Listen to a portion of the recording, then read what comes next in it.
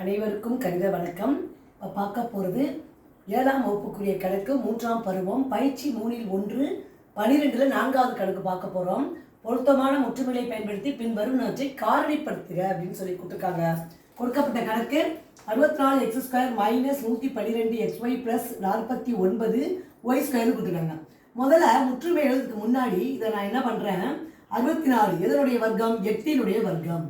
அப்போ 8² x² minus 112xy அப்படியே போட்டுக்கிறேன், ப்ளஸ் 49 என்பது 7² வர்க்க வாய்ப்பாடு தெரிஞ்சால் இந்த கணக்கை நம்ம ஈஸியாக பார்த்தோடைய போட்டுக்கலாம், இன்ட்டு y².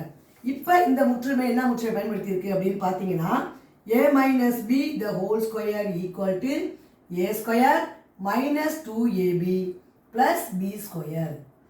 இந்த கணக்கை பொறுத்த வரைக்கும் a என்பது என்ன வந்துடும், a என்பது 8x, b என்பது 7y, இதான் கண்டுபிடிச்சாச்சு.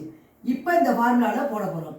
a - b அப்படின்னா 8x - 7y the whole square equal to, இது அப்படின்னா என்ன அர்த்தம், 8 2 வாட்டி போட போகிறோம், 8x - 7y into 8x - 7y whole square means இதுதான்.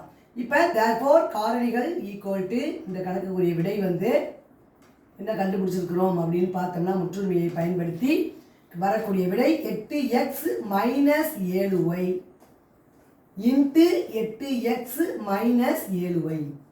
இது இரண்டும் தான் இந்த கணக்குக்குரிய காரணிகள் ஆகும். புரிஞ்சுங்களா?